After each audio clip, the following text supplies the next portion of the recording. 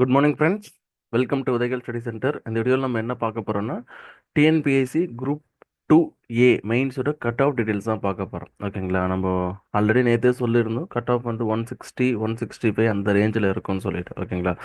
But நிறைய பேர் அந்த மாதிரி இருக்காது, 140 145 ரேஞ்சில் இருக்கும் அந்த மாதிரி நிறைய பேர் சொல்லிட்டு இருந்தீங்க. நிறைய பேர் கமெண்ட்டும் பண்ணிட்டு இருந்தீங்க. அண்ட் நிறைய பேர் வந்து ஃபால்ஸாக ஒரு ஹோப் கொடுக்குறாங்க, ஒரு 140 145 ரேஞ்செலாம் கிடைக்கும்னு சொல்லிட்டு. ஓகேங்களா? கொஞ்சம் ப்ராக்டிக்கலாக அதை கொஞ்சம் யோசிச்சு பாருங்கள். அதுக்கு கொஞ்சம் சாத்தியக்கூறுகள் கம்மி தான். ஓகேங்களா? இப்போ உங்களை சுற்றி சொல்கிறவங்க எல்லாருமே ஒரு 140 145 ரேஞ்சில் சொல்கிறாங்கன்னா எதனால நீங்கள் சொல்கிறாங்கன்னு கொஞ்சம் பார்க்கணும். ஓகேங்களா? நமக்கு ஒரு 20,000 பேர் எக்ஸாம் எழுதியிருக்காங்க, 20,469 பேர் எக்ஸாம் எழுதியிருக்காங்க. அதில் வெறும் 2,000 போஸ்ட் தான் வந்து 2,006 பேர் தான் வந்து வேலைக்கு போக போகிறாங்க. ஓகேங்களா? அரௌண்ட் 2,000 போச்சுன்னா 20,000ல் ஒரு 18,000 பேர் வந்து வேலை கிடைக்காம இருக்க போகிறாங்க. அவங்க தான் இந்த இந்த அந்த 140 145 ரேஞ்சு, இந்த ரேஞ்செலாம் இருப்பாங்க. ஓகேங்களா? அவங்க வாய்ஸாக உங்களுக்கு தெரியும். உங்களை சுற்றி சுற்றி எல்லாருமே அந்த ரேஞ்சில் சொல்கிற மாதிரி இருக்கும். ஓகேங்களா? இன்னொரு முக்கியமானது வந்து இந்த ப்ரிலிம்ஸ்லேயே டாப்பில் வந்திருந்தவங்கள தான் உங்களுக்கு குரூப் 2 ரெண்டுத்தையுமே வந்து எழுதுகிற மாதிரி வந்து நமக்கு சொல்லியிருந்தாங்க. ஓகேங்களா? அப்போ என்னன்னா இந்த குரூப் 2 எழுதுறவங்க என்ன ஃபோக்கஸ் பண்ணியிருப்பாங்கன்னா, இப்போ 2A ஓகே முடிச்சிட்டோம், அடுத்து 2 முடிச்சுட்டு நம்ம ஆன்சர் கீ பார்த்துக்கலாம், மற்றது எல்லாமே பார்த்துக்கலாம்னு சொல்லிட்டு அவங்க பெருசாக அவங்க ஆன்சர் கீயோ மற்ற இதுவோ வந்து பெருசாக வெளில ஷேர் பண்ணாமல் இருப்பாங்க. அவங்க அடுத்து குரூப் 2 டிஸ்கிரிப்டிவ் எக்ஸாமுக்கு படிக்கிறதுக்கு போயிருப்பாங்க. ஓகேங்களா? ஏன்னா அவங்களுக்கு டைம் கம்மியாக இருக்குன்றதால. அதனால் அவங்க வாய்ஸ் வந்து உங்களுக்கு பெருசாக தெரியாது. அதையும் தவிர்த்து ஒரு சிலர் வந்து 165 170 ரேஞ்சில் போட்டிருக்குன்னு சொல்லிட்டு சொன்னாங்கன்னா நீங்கள் போய் சொல்கிறீங்க அப்படி இப்படின்னு சொல்லிட்டு கமெண்ட்லேயே போட்டிருந்தீங்க. நம்ம வீடியோக்கிலேயும் சரி நிறைய வீடியோஸ்களையும் நான் பார்த்துருந்தேன். ஓகேங்களா? போட்டிருப்பாங்க. ஓகேங்களா? இன்னும் 170ல நிறைய பேர் போட்டிருக்காங்க. எனக்கு தெரிஞ்சு ஒரு 100 பேருக்கு மேலே போட்டிருக்காங்க. இல்லை, உங்களை சுற்றி சுற்றி எல்லாருமே ஒரு 140 135 145 அந்த ரேஞ்சிலே சொல்கிறதால உங்களுக்கு அந்த ரேஞ்சு தான் கட் ஆஃப் இருக்கும். கொஸ்டின் பேப்பர் ரொம்ப கஷ்டம்ன்ற மாதிரி இருக்குது. ஓகேங்களா? கொஸ்டின் பேப்பர் கொஞ்சம் கஷ்டம் தான். ஓகேங்களா? இல்லைன்னு சொல்லலை. பட் ஆனால் காம்படிஷனும் அதுக்கேற்ற மாதிரி இருக்கும். ஓகேங்களா? ஆவரேஜாக நான் சொல்கிறேன், அதுக்கப்புறம் உங்களோட இஷ்டம். என்னோட பாயிண்ட் ஆஃப் வியூ வந்து நான் ஓப்பனாக சொல்லிடுறேன். நீங்கள் 150 கீழே இருந்தீங்கன்னா நீங்கள் வெயிட் பண்ணுறது கொஞ்சம் இதுதான். ஓகேங்களா? உங்களுக்கு கிடைக்கிறது ரொம்ப கொஞ்சம் கஷ்டம் தான், ஓப்பனாகவே சொல்லிடுறேன், கஷ்டமாக இருந்தாலும். 150க்கு மேலே இருந்ததுன்னா நீங்கள் வெயிட் பண்ணலாம். ஓகேங்களா? கொஞ்சம் வெயிட் பண்ணி பார்க்கலாம். 160 ப்ளஸ் இருந்துச்சுன்னா கண்டிப்பாக கிடைக்கும். ஓகேங்களா? அதை நீங்கள் மைண்டில் ஃபிக்ஸ் பண்ணிக்கோங்க. என்னன்றதை கொஞ்சம் தெளிவாக யோசிச்சுட்டு நீங்கள் அடுத்த எக்ஸாம் படிக்க ஆரம்பிங்க. ஓகேங்களா? சும்மா ஒரு ஃபால்ஸ் ஹோப் கொடுத்துட்டு உங்களுக்கு வியூஸ் வர்றதுக்காகவும் உங்களுக்கு அவங்க இந்த மாதிரி ஒரு 140 135 145க்கெலாம் கிடைக்குன்னு சொல்லிட்டு ஒரு ஃபால்ஸ் ஹோப் கொடுப்பாங்க. நீங்கள் எதையும் நீங்களும் அதை நம்பிக்கிட்டு 6 மாதம் படிக்காமல் இருந்தீங்கன்னா உங்களுக்கு தான் அது லாஸ். ஓகேங்களா? நமக்கு அடுத்தடுத்து ஏப்ரல் மாதம் நோட்டிஃபிகேஷன் இருக்குது, குரூப் 4 நோட்டிஃபிகேஷன், குரூப் 1 நோட்டிஃபிகேஷன் இருக்குது. ஏப்ரல் ஸ்டார்டிங்கில் குரூப் 1 நோட்டிஃபிகேஷன், ஏப்ரல் எண்டில் குரூப் 4 நோட்டிஃபிகேஷன் இருக்குது. குரூப் 2 அடுத்த குரூப் 2 வந்து நமக்கு ஜூலையில் இருக்குது. ஓகேங்களா? அதனால் 150 கீழே இருக்கவங்க நீங்கள் படிக்க ஆரம்பிச்சுங்க. 160 மேலே இருந்தால் கொஞ்சம் வெயிட் பண்ணி பாருங்கள். ஓகேங்களா? அதான் ஃபுல் ஃப்ளெட்ஜாக நீங்கள் வெயிட் பண்ண தேவை. வெயிட் பண்ணி இதுக்கப்புறம் ஒன்றும் யூஸ் கிடையாது. ஓகேங்களா? அதிகபட்சம் ஒரு 2 3 டேஸ் இல்லை 1 வீக் ரெஸ்ட் எடுத்துகிட்டு நீங்கள் அடுத்த எக்ஸாம் படிக்க ஆரம்பிச்சிருங்க. இல்லை, ஏன்னா போஸ்டிங் நம்ம கையில் வந்தால் தான் நம்மளுக்கு வேலை நடந்துடும், எப்போ என்ன ஆகுன்றது தெரியாது. அதை கொஞ்சம் மைண்டில் வச்சுக்கோங்க. இப்போ கட் ஆஃப் டீட்டெயில்ஸ் பார்த்தனால ஓகேங்களா, எதனால நான் 160 மேலே வரும்னு சொல்கிறேன்னு சொல்லிட்டு தெளிவாக சொல்கிறேன். ஓகேங்களா? லாங்குவேஜை பொறுத்தவரையிலும் போத் இங்கிலீஷ் அண்ட் தமிழ் கொஞ்சம் கஷ்டம்தான். இங்கிலீஷ் கம்பேர் பண்ணுறப்போ தமிழ் வந்து இன்னுமே கொஞ்சம் கஷ்டம்தான். ஓகேங்களா? அதில் இங்கிலீஷ் மீடியம் எடுத்தவங்களுக்கு ஒரு ப்ளஸ் ப்ளஸ் ஒரு 3 to 4 மார்க் வந்து எக்ஸ்ட்ரா கொஞ்சம் ஈஸியாக இருக்க மாதிரி தான் இருக்கும். ஓகேங்களா? பட் ஆனால் இங்கிலீஷும் சரி தமிழும் சரி கிராமரில் கொஞ்சம் டிஃபிகல்ட்டாக கேட்டிருக்காங்க. அது ரொம்ப நல்லதும் தான். ஓகேங்களா? ரொம்ப ஈஸியாக கேட்டிருந்தா ஒன்றும் இல்லை, கட் ஆஃப் கொஞ்சம் அதிகமாக இருக்கும். இதுலேயும் மார்க் எடுத்திருப்பாங்க, அதுலேயும் மார்க் எடுத்திருப்பாங்க. அண்டு தமிழ் இங்கிலீஷ் இஷ்யூ எப்போவுமே தான் இருக்குது. ஓகேங்களா? ஒரு டைம் தமிழ் கஷ்டமாக வரும், ஒரு டைம் இங்கிலீஷ் கஷ்டமாக வரும். பட் கம்பேரிட்டிவ்லி பார்க்குறப்போ இங்கிலீஷ் கொஞ்சம் தமிழை விட கொஞ்சம் ஈஸியாக தான் இருந்துச்சு இந்த கொஸ்டின் பேப்பரை பொறுத்த வரலாம். சரி, ஓகேங்களா? அதனால் அதில் ஒரு 10 கொஸ்டின்ஸ் நமக்கு அடி வாங்கணும். அதுவும் முக்கியமாக சேட்டர்டம்ஸ் வேறு வந்து கை வைக்கவே முடியாத மாதிரி இருந்தது. சரிங்களா? அப்போ அதில் ஒரு 10 கொஸ்டின் போயிடும். அப்போ 60க்கு 50 கொஸ்டின். ஓகேங்களா? நான் வந்து டாப்பராக வரவங்க போட்டிருப்பாங்கன்னு சொல்கிறேன். ஓகேங்களா? இந்த இந்த 2,000 பேருக்குள்ளே வராங்கன்னு சொல்கிறேன்ல, அந்த ரேஞ்சில் இருக்கவங்க இவ்வளோ தூரம் போட்டிருப்பாங்கன்றதை சொல்கிறேன். ரீசனிங்கை பொறுத்தவரையிலும் ஓகே, ஓரளவுக்கு ஆவரேஜான கொஸ்டின் பேப்பர் தான். ஈஸி டு ஆவரேஜ் தான். ஓகேங்களா? ரொம்ப கஷ்டம்லாம் கிடையாது. 35 கொஸ்டின். ஓகேங்களா? 40க்கு 35 கொஸ்டின். ஒரு 2 3 கொஸ்டின் கொஞ்சம் டஃப்பாக இருந்துச்சு. அப்படியே நீங்கள் ஒரு ஹியூமன் எரர்ல ஒரு 2, 3 கொஸ்டின் தப்பா போட்டிருந்தாலும், அதிகபட்சம் ஒரு 5 கொஸ்டின் ஓகேங்களா? அதுக்கு கீழ கம்மியா போயிருந்தா கொஞ்சம் கஷ்டம் தான். ஓகேங்களா?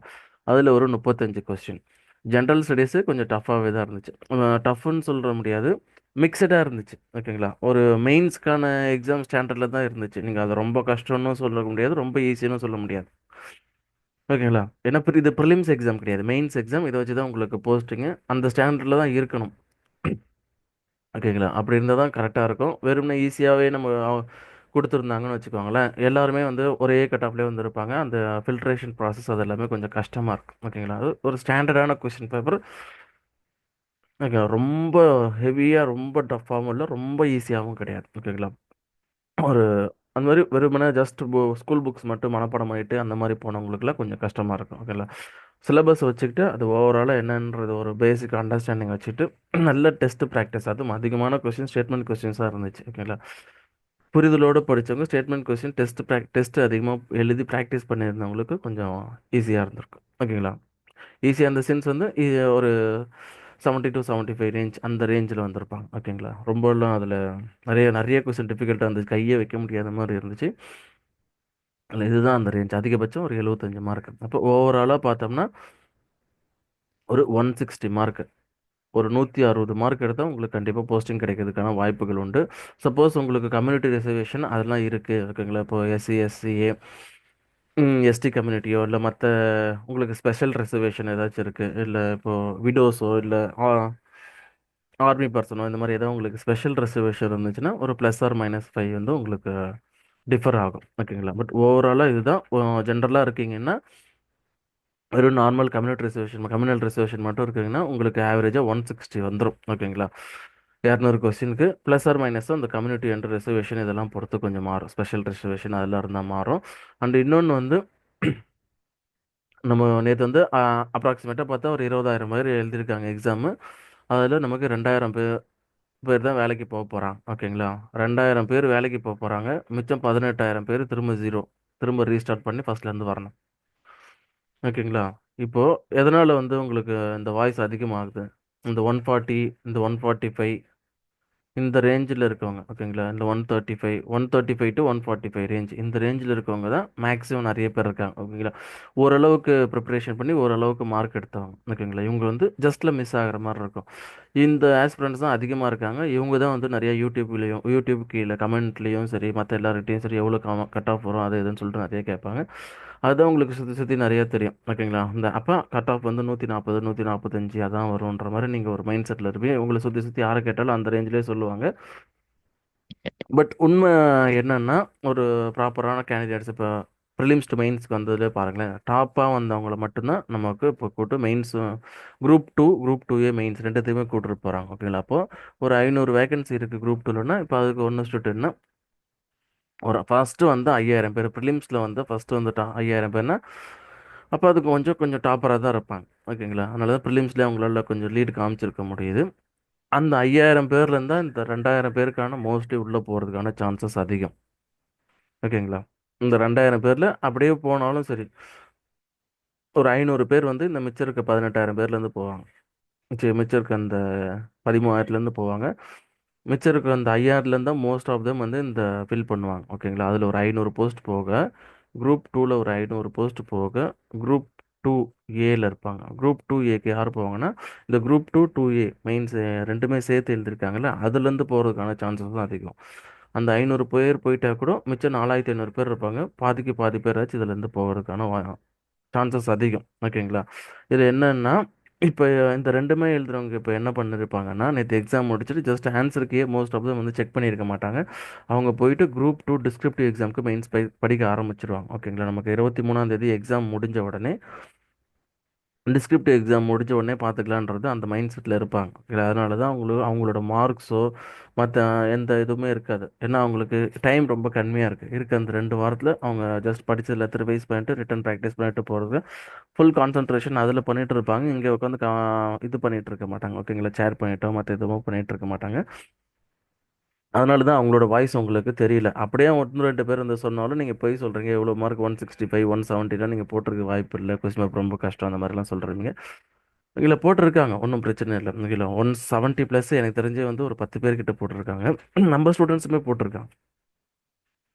ஓகேங்களா. பட் என்னன்னா மோஸ்ட் ஆஃப் தம் அதில் வந்து குரூப் டூ, டூ ஏ ரெண்டுமே சேர்த்து எழுதுகிற ஆஸ்பிரண்ட்ஸ் தான் அதில் அதிகம். அந்த அந்த ரேஷியோவில் 160 ப்ளஸ் போட்ட ரேஷியோவில் அவங்க அடுத்து குரூப் டூக்கு படிக்கிறதாலும் குரூப் டூ மெயின்ஸ் எக்ஸாம் இருக்குல்ல இன்னும் 2 வாரத்தில், அதில் கான்சென்ட்ரேட் பண்ணுறதுல. அதனால் அவங்க வாய்ஸ் வந்து பெருசாக தெரியல. எக்ஸாம் முடிச்சுட்டு உங்களுக்கு தெரியும். ஃபைனல் ஆன்சருக்கு டிஎன்பிசி வந்து 1 வீக்கில் விட்டுடுவாங்க. அது வந்தோடனே உங்களுக்கு தெரியும். ஓகேங்களா. இதில் ஓவராலாக என்ன சொல்ல வரேன்னா 150 ப்ளஸ் இருந்தால் நீங்கள் கொஞ்சம் கொஞ்சம் ஹோப் வைக்கலாம். ஓகேங்களா.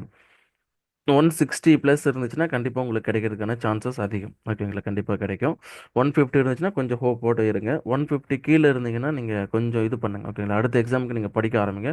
வந்தால் சந்தோஷம், வரலன்னா அப்போ ஒன்றும் நம்ம ஃபீல் பண்ணி ஒன்றும் ஆக போகிறது கிடையாது. ஓகேங்களா. நீங்கள் எவ்வளோ போட்டிருந்தாலும் சரி, 150 போட்டிருந்தாலும் சரி, 160 போட்டிருந்தாலும் சரி, 170 போட்டிருந்தாலும் சரி, இது முடிஞ்சிச்சு. இதுக்கப்புறம் நம்ம அதை பற்றி பேசி இது பண்ணி எதுவும் ஆக போகிறது கிடையாது. ரிசல்ட் வரட்டும், ரிசல்ட் வந்த உடனே பார்த்துக்கலாம். ஓகேங்களா. இப்போதைக்கு குரூப் ஒன் வந்து நமக்கு ஏப்ரல் நோட்டிஃபிகேஷன் சொல்லியிருக்காங்க. ஓகேங்களா. ஏப்ரல் 1ஆம் தேதி சொல்லியிருக்கிறாங்க. ஓகேங்களா. இல்லை குரூப் 4 படிக்க போகிறீங்கன்னா ஏப்ரல் 25 சொல்லியிருக்காங்க. நீங்கள் எதுக்கு படிக்க போகிறன்றது ஃபிக்ஸ் பண்ணிவிட்டு இது படிங்க. ஓகேங்களா. கட்டாயம் ஏதோ ஒரு ஜாபுக்கு போகணுன்னா குரூப் ஃபோர் ஃபோக்கஸ் பண்ணுங்கள். இல்லை ஆல்ரெடி ஏதோ ஜாபில் இருக்க, இல்லை 160 ப்ளஸ் போட்டிருக்க அந்த மாதிரி இருக்க ஆஸ்பிரண்ட்ஸ் வந்து குரூப் ஒன் படிங்க. ஓகேங்களா. எது எப்படி இருந்தாலும் சரி, குரூப் ஒன் தான் ஃபஸ்ட்டு வரப்போகுது. ஜூன் 15 எக்ஸாம் சொல்லியிருக்காங்க. ஏப்ரல் 1 நோட்டிஃபிகேஷன் சொல்லிட்டு நீங்கள் படிக்க ஆரம்பிச்சிருங்க. ஓகேங்களா. கிடைச்சா சந்தோஷம், கிடைக்கலன்னா அந்த எக்ஸாமை நீங்கள் ஃபோக்கஸ் பண்ணலாம். ஓகேங்களா. குரூப் 4 படித்தாலும் சரி, குரூப் 1 படித்தாலும் சரி, இந்த கேப்பில் இதை முடிச்சிருங்க. ஜிஎஸ்ஸை எவ்வளோ மேக்ஸிமம் முடிக்க முடியுமோ முடிச்சிருங்க. ஏன்னா இப்போ தான் மெயின்ஸ்க்கு ப்ரிப்பேர் பண்ணிவிட்டு ஒரு ஃப்ளோவில் இருப்பீங்க. ஓகேங்களா. இந்த ஃப்ளோவிலே நீங்கள் படித்து முடிச்சிட்டிங்கன்னா ஒரு அளவுக்கு ஈஸியாக இருக்கும். குரூப் ஒன்னுக்குள்ளே நீங்கள் ஜிஎஸ் முடிச்சிட்டா கூட அதுக்கப்புறம் இருக்க டைமில் நீங்கள் குரூப் 4 எழுதுறீங்கன்னா தமிழோ, இல்லை குரூப் 2 எழுதுறீங்கன்னா இங்கிலீஷோ இல்லை தமிழோ அந்த லாங்குவேஜ் பார்த்து முடிச்சுட்டு ஈஸியாக போய்க்கலாம். இது மட்டும் தெளிவாக இது பண்ணிக்கோங்க. ஓகேங்களா. ஃபேக்காக நிறைய நான் பார்த்தேன். ஓகேங்களா. 140 இந்த ரேஞ்ச் எல்லாமே கிடைக்கும். இந்த மாதிரி இருப்பீங்க. ஓகேங்களா. இது என்ன பண்ணுன்னா ஒரு மைண்டில் போய் உட்காந்து ஓகே நமக்கு கிடைக்கும் கிடைக்கும் கிடைக்கும்னு சொல்லிட்டு உங்களால் படிக்க முடியாது. இப்படியும் போக முடியாது, அப்படியும் போக முடியாது. அதனால் கொஞ்சம் கிளியராக வச்சுக்கோங்க. எது எப்படினாலும் சரி, நீங்கள் குரூப் ஒன் ப்ரிப்பரேஷன் ஸ்டார்ட் பண்ணிவிடுங்க. இதுதான் ஓவராலாக ஃபைனலாக சொல்கிறது. 160 ப்ளஸ்னால் ஷோராக இருங்க.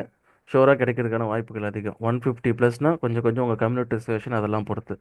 150க்கு கீழே இருந்தீங்கன்னா நீங்கள் அடுத்த எக்ஸாமுக்கு ஃபுல் ஃப்ளெஜ்டாக படிங்க. ரிசல்ட் வந்தவொடனே பார்த்துக்கலாம். ஓகேங்களா. இப்போ அண்ட் வந்து ப்ரைவேட் ஆன்சர் கீலாம் வந்து சும்மா ஒரு அளவு குத்துமதிப்பாக தான் இருக்கும். இப்போ டிஎன்பிஎஸ்சி கீக்கும் இதுக்கும் வந்து மினிமம் ஒரு 5 to 10 கொஸ்டினாச்சும் டிஃபர் ஆகும். ஓகேங்களா.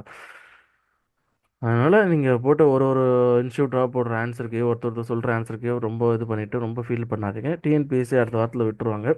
அதை பார்த்துட்டு நீங்கள் முடிவு பண்ணிக்கலாம். அது வரல கொஞ்சம் ரிலாக்ஸாக இருந்துக்கோங்க. குரூப் 2 படிக்கிறவங்க குரூப் 2 ஏவோட ஆன்சர் கீயோ மற்ற இதெல்லாம் பற்றி கட் ஆஃப் எவ்வளோ வருன்றதை பற்றி கவலைப்படாமல் இங்கே டிஸ்கிரிப்டிவ் ஃபோக்கஸ் பண்ணுங்கள். இருக்க இந்த 2 வாரத்தில் எவ்வளோ ரிவைஸ் பண்ண முடியுமோ பண்ணிவிட்டு மினிமம் ஒரு 4 to 5 டெஸ்ட்டாச்சும் எழுதி பார்த்துட்டு போங்க. டைமிங் வந்து ஒரு பெரிய ரோலாக ப்ளே பண்ணும். ஏன்னா டைம் ரொம்ப ரொம்ப ரொம்ப கம்மி. ஓகேங்களா. அண்ட் எல்லாருக்குமே அந்த டைமிங் இஷ்யூ இருக்கும். உங்களுக்கு ரிவைஸ் பண்ணுறது இப்போதைக்கு இருக்க டைம் வந்து கரெக்டாக இருக்கும்.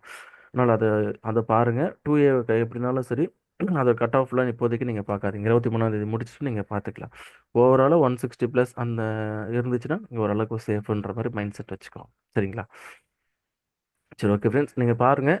ஃபால்ஸான இதை நம்பி இது பண்ண தேவையில்ல. ஓகேங்களா. உங்களுக்கு சுற்றி சுற்றி எல்லாருமே 145 அந்த சொல்கிறது என்னென்னா நிறைய பேர் மெஜாரிட்டி அதுதான். 20,000 பேரில் 2,000 பேர் அந்த மாதிரி போயிடுவாங்க. அப்படின்னாலும் 5,000 பேர் போனால் மிச்சம் 15,000 பேர் உங்களை சுற்றி வந்து அந்த ரேஞ்சில் இருக்கவங்க சொல்கிறது தான். ஓகேங்களா. அதனால தான் உங்களுக்கு அது நிறையா தெரிகிற மாதிரி இருக்குது. ப்ராக்டிக்கலாக கொஞ்சம் யோசிச்சு பாருங்கள். உங்களுக்கு புரிய வரும். ஓகேங்களா. சரி, okay friends, keep preparing. All the best. Thank you. வேறு ஒரு நல்ல அப்டேட்டில் பார்ப்போம். தேங்க்யூ.